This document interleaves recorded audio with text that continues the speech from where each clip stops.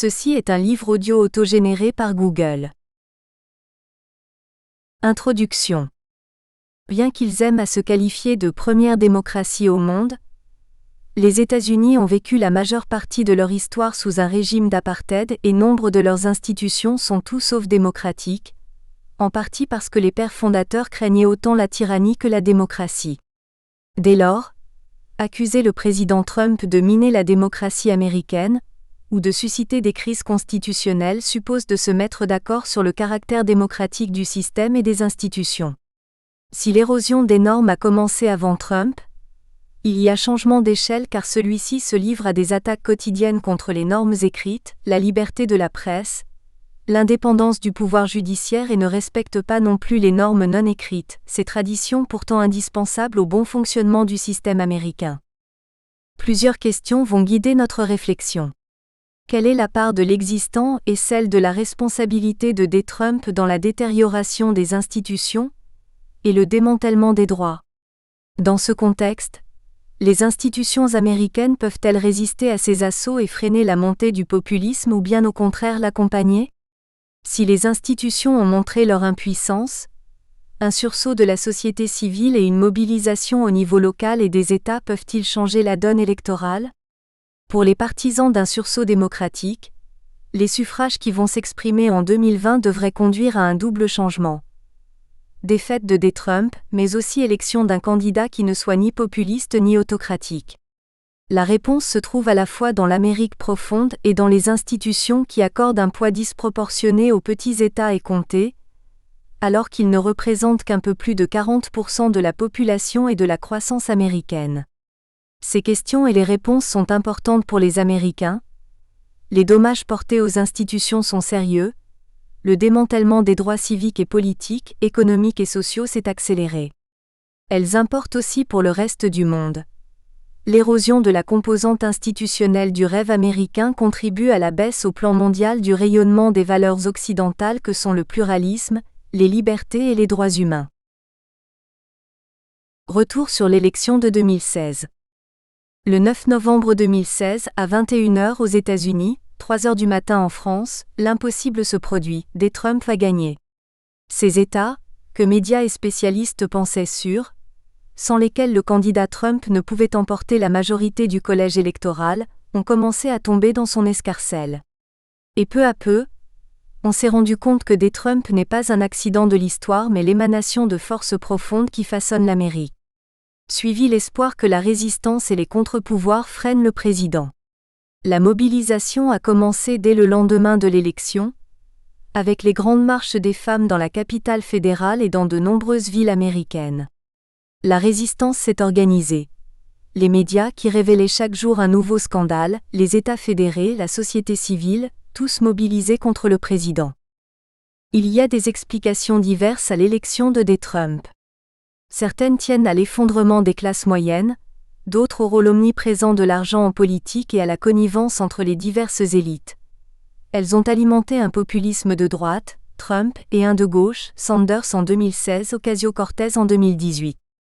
Les crises successives ont frappé de plein fouet une classe moyenne devenue désespérée, et ont créé une catégorie d'Américains dont le niveau de vie n'a pas augmenté depuis 30 ans et qui se jugent, à juste titre, délaissés et méprisés par les élites, ceux qu'Hillary Clinton a qualifiés de déplorables. Ce sont des hommes blancs de 50 ans au chômage, victimes de la crise des opiacés et dont le taux de suicide est élevé. Ce sont les populations rurales et suburbaines qui ont décroché du rêve américain. Cette classe moyenne blanche, ruinée par la crise de 2007 à 2008 qui a fait disparaître ses emplois, ses maisons et pour nombre d'entre eux ses retraites placées en bourse, est en même temps inquiète sur son identité. Elle a un sentiment aigu de son déclassement dans une Amérique devenue colorée, et encore plus libérale, au plan sociétal sous Obama. L'élection de Obama et son rejet quasi viscéral par une partie de l'opinion ont servi de tremplin à la montée du Tea Party et à son message anti-État teinté d'une bonne dose de racisme, qui a remporté 70 sièges aux élections de mi-mandat de 2010. Une partie de l'Amérique blanche déclassée qui a voté pour Trump en 2016 est nostalgique du XIXe siècle et d'une époque où les Blancs régnaient encore en maître. Le racisme, blessure non cicatrisée de l'esclavage pourtant abolie en 1865, a coloré la campagne de Trump, ses discours et ses actes. Plusieurs candidats républicains avaient déjà par le passé flatté le racisme des électeurs sur le thème de la suprématie blanche, mais de façon indirecte. Trump n'a pas eu ces états d'âme.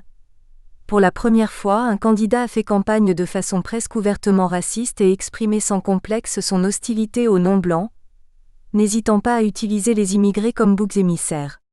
Ce n'est pas une surprise car il est connu pour son refus de louer ses appartements à des Africains-Américains, ce qui lui a valu de multiples démêlés avec la justice. Il est aussi connu pour ses positions racistes dans deux affaires, celle des 5 de Central Park et celle des Birters.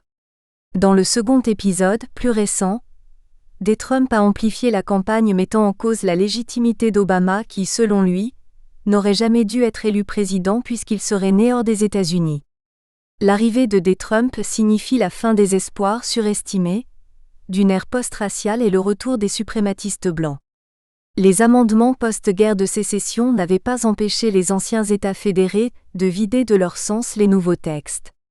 Durant la période de reconstruction, 130 000 Noirs se sont inscrits sur les listes électorales, 2 000 ont été élus à diverses fonctions et 3 États ont eu une majorité de législateurs noirs, Caroline du Sud, Mississippi et Louisiane.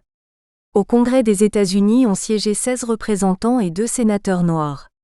Mais dès le départ des troupes fédérales, les États du Sud sont parvenus à revenir en arrière et 10 ans plus tard seuls 1000 Noirs étaient inscrits sur les listes électorales. Les partisans de l'alt-right voudraient revenir en arrière et effacer les années 1960 car ce sont le mouvement des droits civiques de ces années et le vote des lois CRA, droits civiques, et VRA, droit de vote, qui ont instauré un début d'égalité et une amélioration du sort des Africains-Américains et des minorités. Ces lois ont à nouveau mis l'accent sur l'égalité des droits, absente depuis la déclaration d'indépendance, et sur un droit de vote effectif alors qu'il était inappliqué dans les États du Sud. La manifestation d'extrême droite à Charlottesville en août 2017 était organisée contre le projet de démolition de la statue du général confédéré Robert Edward Lee. Un partisan de l'alt-right y causa la mort d'une jeune femme en fonçant dans la foule avec une camionnette, mais Trump a refusé de condamner l'extrême droite affirmant qu'il y avait eu des excès des deux côtés, alors que les contre-manifestants n'avaient participé à aucune violence. La situation actuelle aux États-Unis est aussi le produit de la montée en puissance de la droite conservatrice et religieuse et plus globalement le résultat de 50 années d'idéologie radicale de droite qui a pris peu à peu le contrôle du Parti républicain.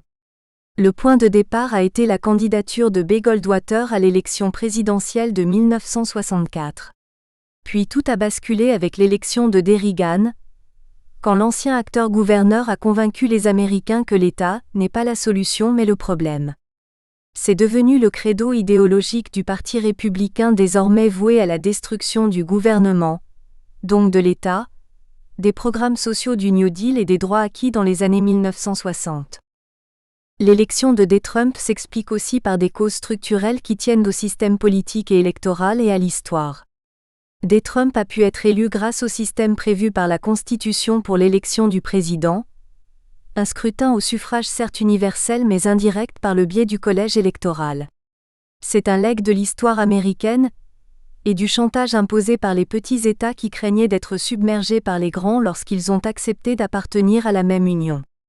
Le résultat est qu'en 2016, comme en 2000, le président élu n'a pas emporté la majorité des suffrages populaires. Clinton a obtenu 3 millions de voix de plus que Trump, qui a néanmoins remporté la majorité du collège électoral. En d'autres termes, les médias se sont trompés parce qu'ils n'ont pas suffisamment tenu compte du fonctionnement réel du système électoral, et parce qu'ils n'ont pas voulu accorder foi aux résultats des sondages, dont le site 538 qui a toujours prédit les résultats avec exactitude.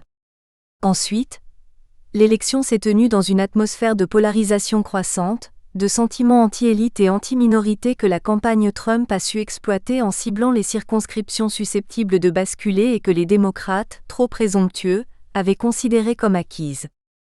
L'homme qui a fait campagne pendant 18 mois est un animal politique doté d'un flair sans précédent. Il est le produit d'une enfance dorée, d'études dans une académie militaire et d'une double carrière dans l'immobilier et la télé-réalité. Ses relations avec un père millionnaire à la tête d'un empire immobilier à Brooklyn et dans le Queens ont joué un rôle central. Le fils n'a eu de cesse de s'imposer dans la Grande Pomme, Manhattan, objet de toutes ses convoitises. Ses faillites, ses divorces tumultueux, les émissions de télé-réalité The Apprentice l'ont fait connaître et expliquent la mégalomanie et la fragilité du candidat, mais aussi sa capacité à utiliser les médias, son sens politique et sa capacité à identifier ce qu'attendent les électeurs. Le président qui entre à la Maison-Blanche le 20 janvier 2017 est un promoteur immobilier peu scrupuleux, qui a fait faillite à plusieurs reprises et n'a pas hésité à traiter avec la mafia ou les oligarques russes quand c'était bon pour son business. C'est aussi un showman qui fait depuis 30 ans les délices de la presse people et des tabloïds new-yorkais, du type New York Post, le produit d'un narcissisme sans limite alimenté par une vie d'enfant gâté qui a toujours pu imposer ses désirs et sa volonté. Mais ce narcissisme est indissociable d'une grande ignorance et d'une forte dose d'insécurité. Trump ne peut supporter la critique et a besoin d'être sans cesse complimenté, voire adulé. Son équipe l'a compris, qui a transformé les réunions de cabinet en démonstrations de flagornerie servile dignes des pires régimes autoritaires. Et si, parmi les leaders mondiaux, certains le critiquent et l'attaquent de front, d'autres au contraire semblent avoir compris le mode d'emploi, et cherchent à le complimenter rassuré de façon à tenter d'obtenir ce qu'ils souhaitent. Trump est aussi un personnage à facettes multiples, en partie républicain, mais opposé au libre-échange, credo des républicains, et proche des démocrates et des indépendants sur certaines questions sociales et sociétales. En face, Hillary la compétente était le mauvais choix, la candidate symbole même du système et de l'establishment, que la classe moyenne blanche a rejeté de toute son âme. Décrite par son adversaire comme à la solde du grand capital, de Davos et de Wall Street, elle a aussi été affaiblie par le sexisme ambiant et plusieurs scandales orchestrés par l'équipe de campagne de Trump, les médias comme Fox et les messages des réseaux sociaux alimentés par les Russes. L'impact de la présidence Trump devrait en principe être limité par les contre-pouvoirs au cœur des institutions. Quand les pères fondateurs ont rédigé la Constitution en 1787, ils avaient pour priorité d'éviter la confiscation du pouvoir par un leader tyrannique, d'où la création d'un système fragmenté et décentralisé. C'est la raison pour laquelle le document constitutionnel est axé sur les freins et contrepoids, checks and balances, le partage des pouvoirs au plan vertical, le fédéralisme et au plan horizontal, entre les trois branches, que Madison explicite dans le Fédéraliste numéro 10.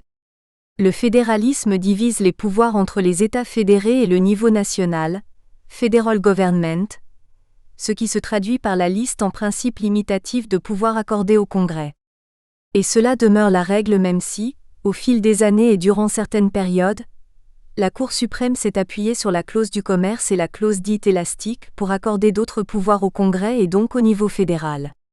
Sa jurisprudence a évolué en sens inverse dans les années 1990, et les États demeurent le législateur de droit commun ainsi que le stipule le 10e amendement qui renforce le principe du fédéralisme en précisant explicitement que tous les pouvoirs non attribués au gouvernement fédéral appartiennent aux États et au peuple.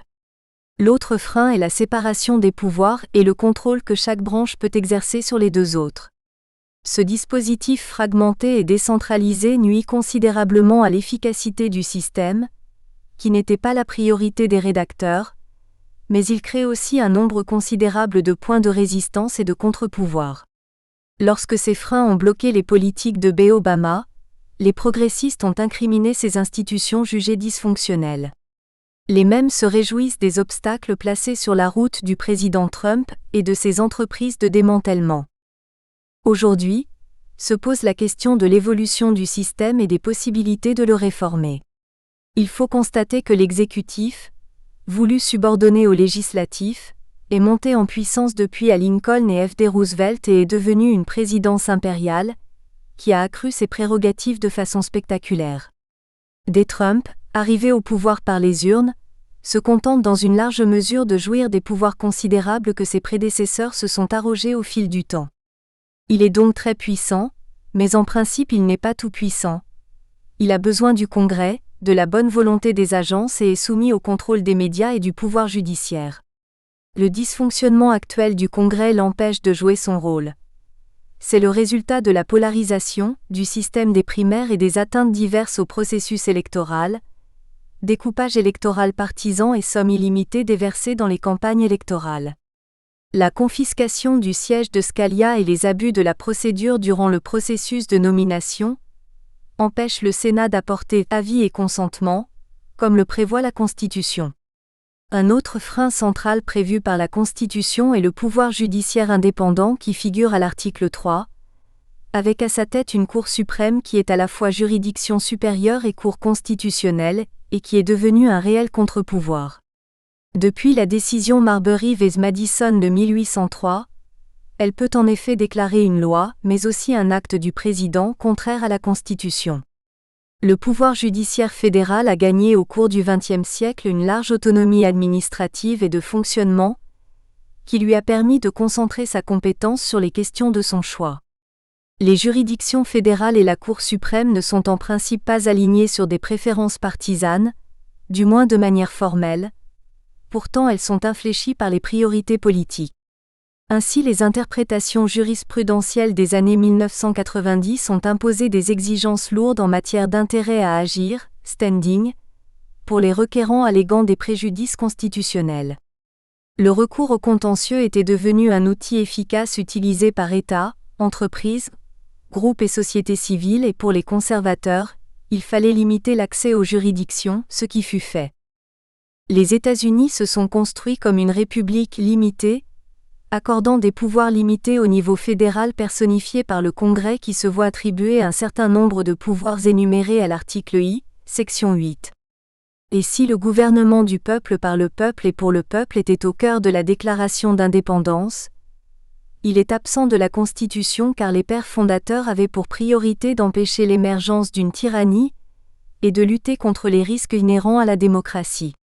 Leur méfiance vis-à-vis du peuple ou envers la populace explique le choix du collège électoral pour l'élection présidentielle, celui d'une deuxième chambre comptant 2 sénateurs par État, et le choix d'un suffrage indirect à l'origine pour la nomination des sénateurs. Outre ces filtres destinés à protéger la jeune République contre les risques de tyrannie de la majorité et des excès démocratiques, amender la Constitution a été rendu difficile. La procédure prévue au titre V exige des majorités qualifiées aux 2 étapes de l'adoption, puis de la ratification. En conséquence, le collège électoral est pratiquement impossible à modifier car il faudrait un amendement à la Constitution impossible à faire passer en raison du poids des petits États qui sont les bénéficiaires du système. Celui-ci n'est devenu démocratique que tardivement, après une guerre civile, l'adoption de 3 amendements et le vote des lois des années 1960 qui ont permis l'évolution des États-Unis vers le gouvernement du peuple, par le peuple et pour le peuple et davantage d'égalité. Dans cet essai, je voudrais replacer la période actuelle, le mouvement populiste, dans un contexte plus large d'érosion des normes qui n'a pas commencé avec des Trump même s'il a augmenté le catalogue des assauts menés contre la primauté du droit, rule of law, qui est la référence constante aux États-Unis.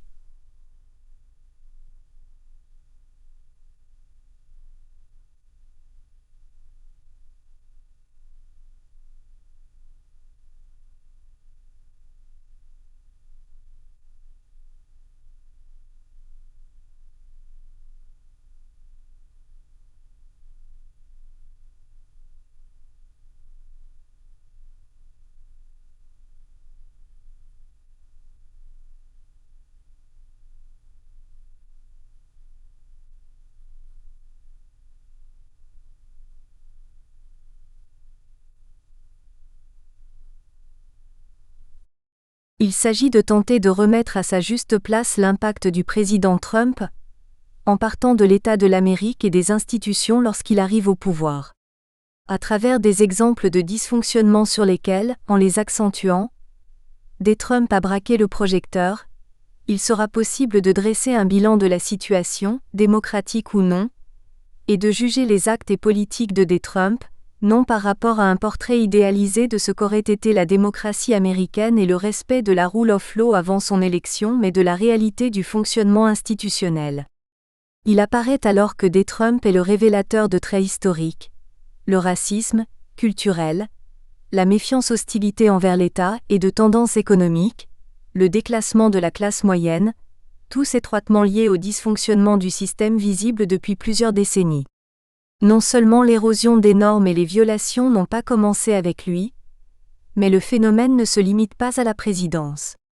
Le comportement du Congrès et la façon dont le Sénat a joué avec les règles en fonction du rapport de force politique entre la Maison-Blanche et la Chambre haute, font partie du problème et des dérives. Il était tentant de se référer à la démocratie libérale, et à son contraire la démocratie illibérale. La première est tout autant idéologie politique que forme de fonctionnement de la démocratie représentative, selon les principes du libéralisme, et donc de la protection des droits des minorités et de l'individu. Le terme de démocratie illibérale forgé par Fareed Zakaria a été repris par Yascha Mounk pour qui la démocratie libérale est en train de se désagréger, en évoluant d'un côté vers la démocratie non libérale et de l'autre vers un libéralisme non démocratique. Ces aspects seront évoqués, mais j'ai choisi de centrer mon propos autour de la rule of law ou primauté du droit, parce que c'est une notion centrale dans le système américain, particulièrement attaquée par des Trump, bien qu'ils prétendent la défendre, et parce que ce prisme permet d'aborder les différentes composantes du système institutionnel et des droits et libertés. Cela apparaît clairement dans les critères dégagés par le World Justice Institute, aussi bien que dans les grilles de lecture développées par Huck et Ginsburg, et dans la notion d'érosion des normes chez Levitsky et Ziblatt. Rule of law ou primauté du droit. Au cœur du système américain on trouve le concept central de rule of law, ou primauté du droit. Selon Albert Venn Dissay qui l'a théorisé, le concept comporte trois aspects qui se recoupent. L'égalité de tous devant la loi, l'assujettissement du pouvoir politique, monarque compris, aux lois du pays et l'idée que personne, dirigeant compris, n'est au-dessus des lois et du droit. L'élaboration des lois, leur application, les rapports entre les différents types de lois sont eux-mêmes gouvernés par le droit et un gouvernement, même démocratiquement élu, ne peut agir de façon discrétionnaire.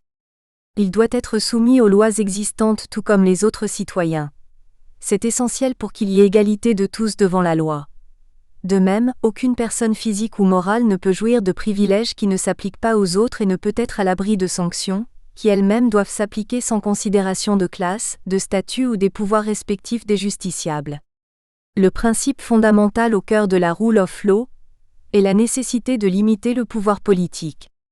Le droit qui doit primer a alors pour mission de lutter contre l'arbitraire et la violence et de préserver les citoyens contre les tentations oppressives du pouvoir et celles de son expression ultime, l'État. On voit ici que le principe de primauté du droit comporte une dimension anti-politique. À travers le culte de la règle de droit et le contrôle du juge, cette primauté entend contrôler le pouvoir politique, y compris le pouvoir démocratique.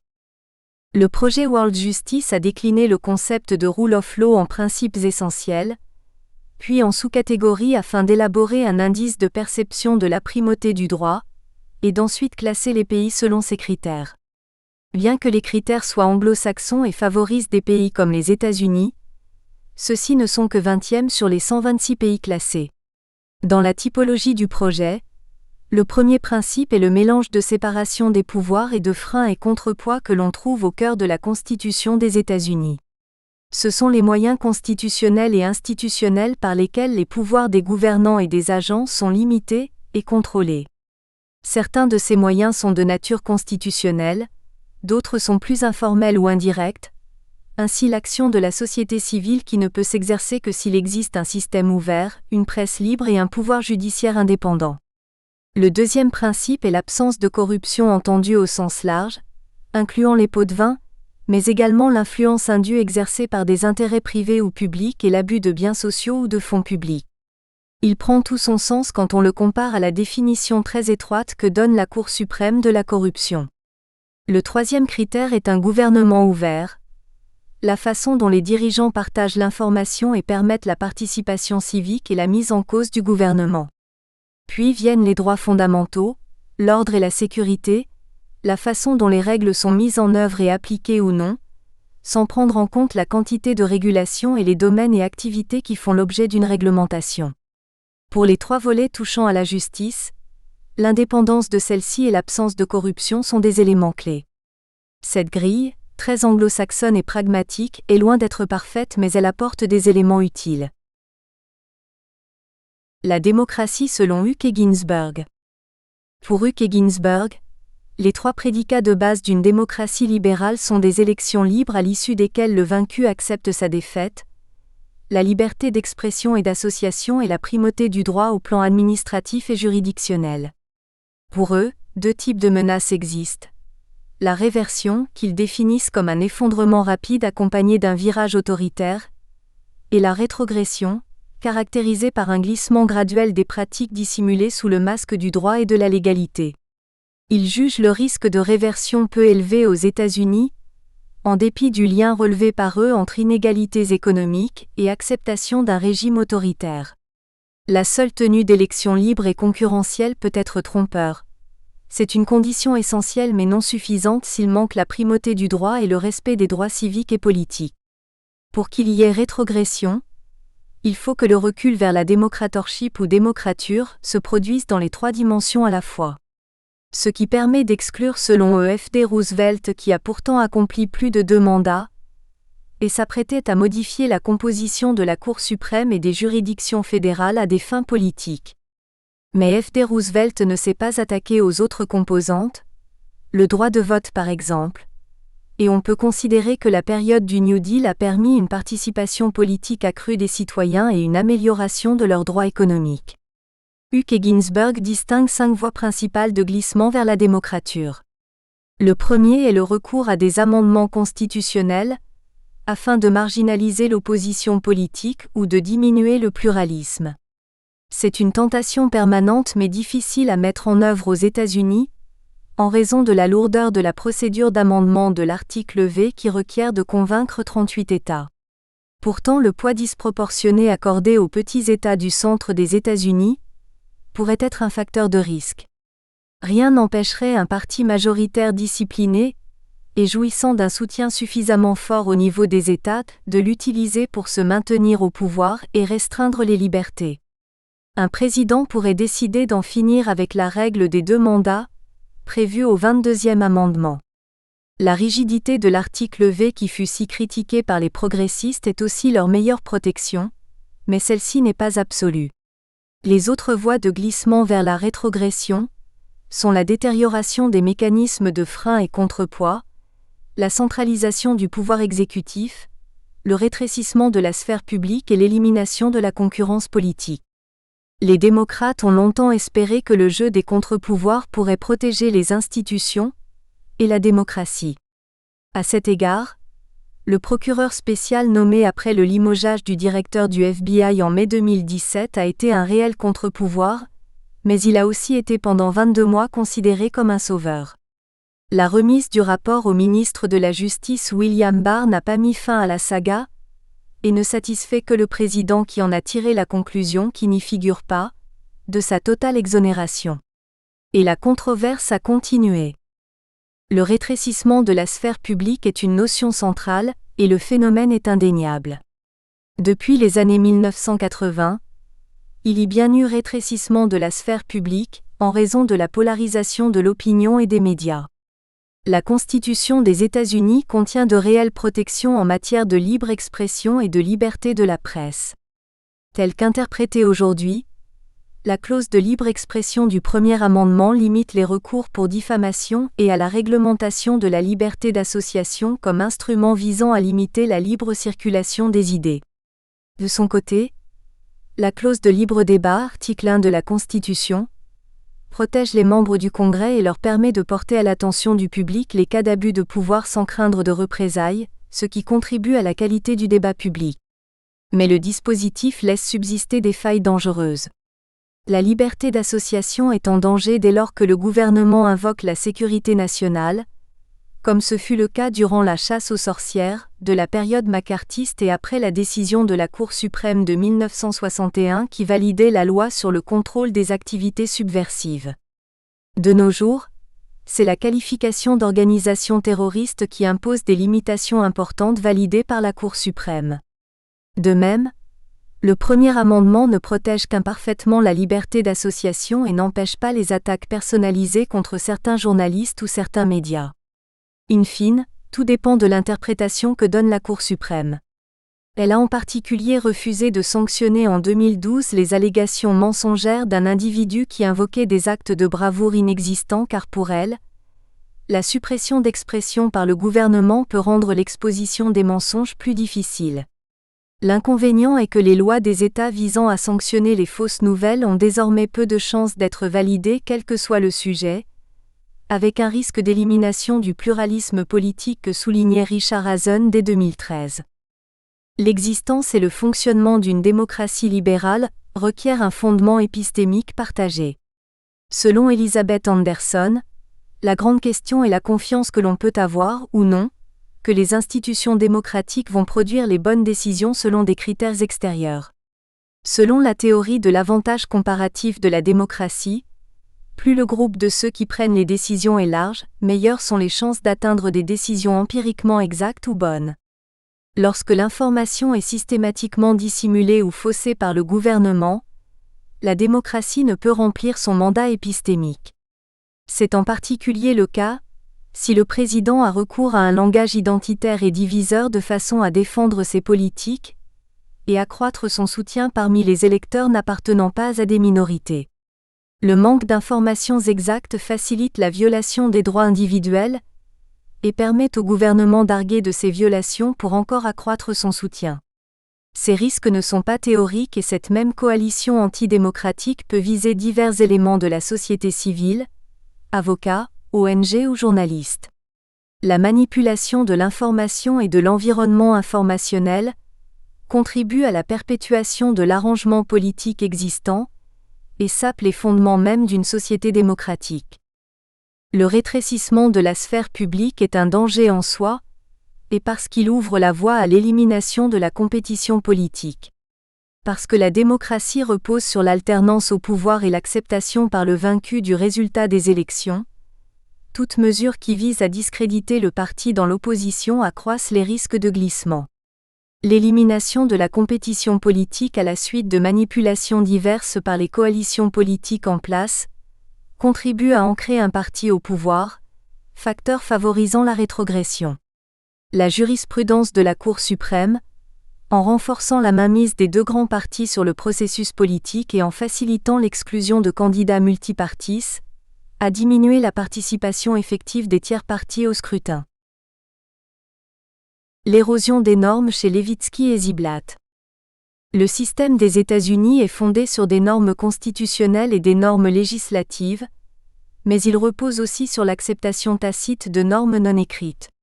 C'est l'érosion de ces normes non écrites commencée bien avant la présidence Trump, qui s'est accélérée durant celle-ci et modifie le fonctionnement institutionnel et la nature démocratique du régime.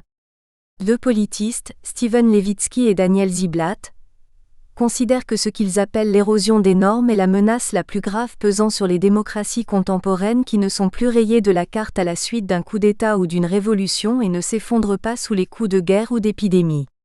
Elles s'érodent petit à petit de façon presque imperceptible. Elles pourrissent de l'intérieur, empoisonnées par certaines pratiques comme l'omniprésence de la corruption légale, et par des dirigeants qui utilisent le pouvoir à leur profit et se servent de leur position pour infléchir les règles et pervertir le processus démocratique. À cet égard, des Trump est le symptôme autant que la cause des maux qui minent la démocratie américaine. Si les leaders autoritaires contribuent à détruire la démocratie, les vrais fossoyeurs sont les partis politiques, la classe politique et les choix qu'ils font lorsqu'ils sont confrontés à ce type de dirigeants démagogues et dictatoriaux. D'eux dépend la survie ou la disparition des démocraties.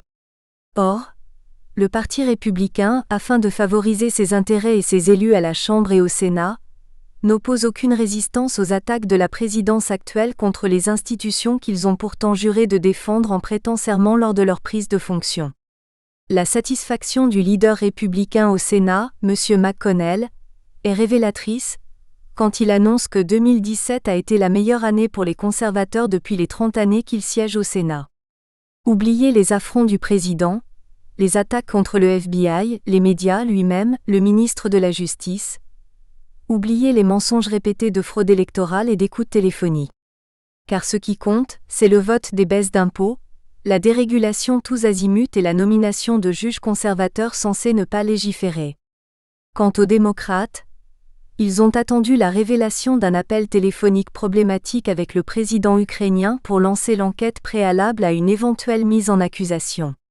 Globalement, les membres du Congrès semblent rassurés et dédouanés car les membres de l'exécutif font de la résistance, ce qui constitue une autre perversion du système. Quand Trump veut renvoyer dans leur pays 4 élus colorés du Parti démocrate, par définition américaine, quand un jour plus tard il laisse la foule à un de ses meetings de campagne scander « Renvoyez-la chez elle », en parlant de l'élu démocrate à la Chambre originaire de Somalie et devenue américaine, c'est la continuation d'une tendance qui remonte aux années 1980. Le silence des républicains à la Chambre et au Sénat est grave, car il indique à l'opinion publique que ce type de propos et d'attitude est devenu acceptable. Si le leadership républicain s'opposait au président, il pourrait limiter les excès, mais par peur ou lâcheté, les élus restent silencieux et normalisent l'obscénité devenue quotidienne. Le républicain Justin Amash, qui avait été le seul à préconiser la mise en accusation du président, et qui quitta le parti à l'été 2019, a eu le courage d'affirmer que les réactions des électeurs sont la conséquence inévitable de la démagogie du président, et de conclure : c'est ainsi que les épisodes les plus tragiques de notre histoire ont commencé. Les autres élus républicains à la Chambre, à l'exception de 4 d'entre eux, sur 196, ont refusé de se joindre à la résolution des démocrates condamnant les comportements racistes qui ont légitimé et accru la peur et la haine des nouveaux Américains et des personnes de couleur. Par leur silence, ils contribuent à l'érosion des normes et font preuve de moins de moralité et de sens de leurs responsabilités que les électeurs qui ont estimé à 65%, 45% chez les républicains, que c'est raciste de vouloir renvoyer chez eux, dans leur pays d'origine, les Américains appartenant à des minorités. Pour Levitsky et Ziblatt, les normes non écrites, les règles informelles et les conventions sont la colonne vertébrale d'une démocratie. Beaucoup d'entre elles sont sous-tendues par le pragmatisme et la conscience que ce qui est bon pour un parti à court terme peut ne pas l'être à long terme. Car les majorités changent, et ceux qui sont aujourd'hui dans la majorité seront un jour dans l'opposition. Selon Levitsky et Ziblatt, les 2 normes essentielles à la survie d'une démocratie sont la tolérance mutuelle, mutual toleration, et la mansuétude institutionnelle, institutional forbearance, qui ont protégé le système de freins et contrepoids et ont longtemps été considérées comme évidentes et acquises.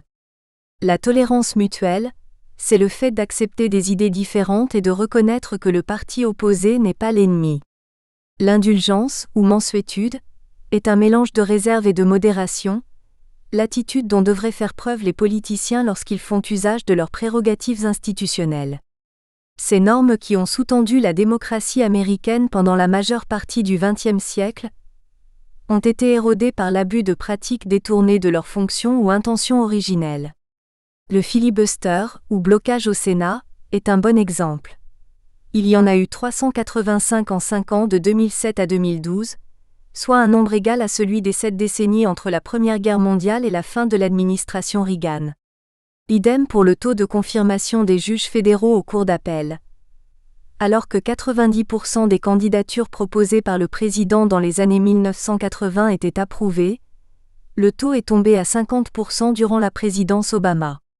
Ce qui peut expliquer que les démocrates, désireux de mettre fin à cette obstruction, et modifier les règles de filibuster pour les postes de juges fédéraux. Mais en privilégiant le court terme, ils ont permis à Trump d'obtenir, assez facilement car sans blocage possible, la confirmation d'un nombre record de juges d'appel, 43 en 30 mois de présidence.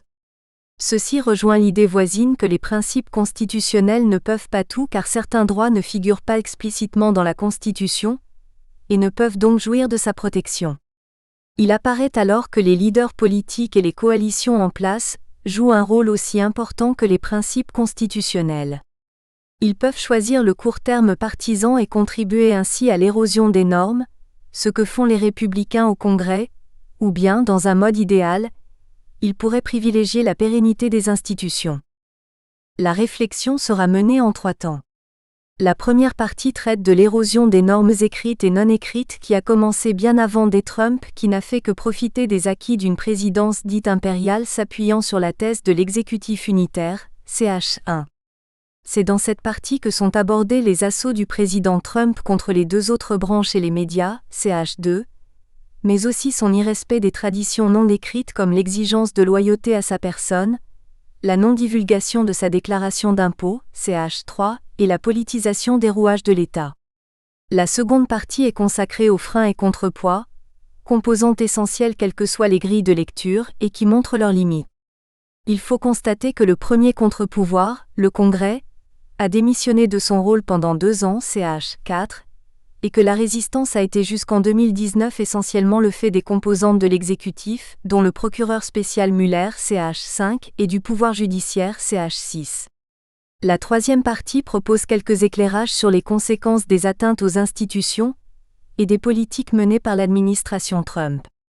Dans 2 domaines, celui des droits civiques et politiques CH7 et celui des droits économiques et sociaux CH8, le recul est net. Avant de conclure, j'évoquerai ce que j'appelle la contagion du mauvais exemple, CH9.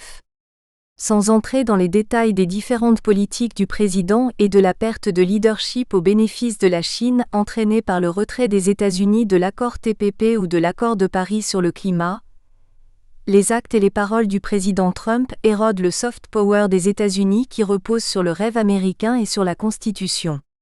En violant les règles du document sacré, en montrant lui-même qu'il n'a aucun respect pour le pouvoir judiciaire et pour les journalistes et en professant son admiration pour les dictateurs, Trump envoie de très mauvais signaux entendus par tous les autocrates de la planète. Le résultat est une perte d'influence des États-Unis, mais également des valeurs occidentales et des droits de l'homme qui, à défaut d'être respectés par les États-Unis, qui ont toujours eu un double discours, ne comptent même plus au nombre des priorités du président de la première puissance mondiale. Partie 1. L'érosion des normes. Chapitre 1. Un président impérial irresponsable. Les attaques répétées contre les institutions et les valeurs constitutionnelles minent l'état de droit et la primauté du droit. Pourtant, ces assauts n'ont pas commencé avec des Trump ainsi qu'en témoigne un article de John Dean dont le rôle fut central durant l'affaire du Watergate et qui écrit sur la présidence de G.W. Bush. Trump se contente d'accélérer les tendances et d'amplifier les attaques. S'il peut agir ainsi, c'est parce que ses prédécesseurs ont ouvert la voie. Il va juste un peu plus loin, bénéficiant de l'indulgence du Congrès pendant 2 ans, de la complicité active du Sénat durant la totalité de son mandat et du soutien inconditionnel de sa base et des médias de droite. Avant de voir comment Trump viole les normes constitutionnelles et légales, CH2, et les normes non écrites, CH3, il importe de montrer la montée des pouvoirs du président puis les difficultés à mettre en jeu sa responsabilité. Un président devenu tout-puissant. Le XXe siècle a été marqué par la montée en puissance de la présidence et pour utiliser les mots du constitutionnaliste Edward Corwin, faire l'histoire de la présidence et faire l'histoire de l'accroissement de ses pouvoirs. Les colonies puis les jeunes États ont combattu le roi et le Parlement anglais, et leur première constitution, les articles de confédération, ne prévoyaient pas de pouvoir exécutif. Dans la constitution actuelle, adoptée en 1787, le premier pouvoir est le législatif qui fait l'objet de l'article I. Le bref article 2 traite du président, à la tête l'exécutif, chargé de faire appliquer et respecter la loi. Nous espérons que vous avez apprécié cet aperçu. Pour continuer à écouter ce livre audio sur Google Play Livres, utilisez le lien dans la description de la vidéo.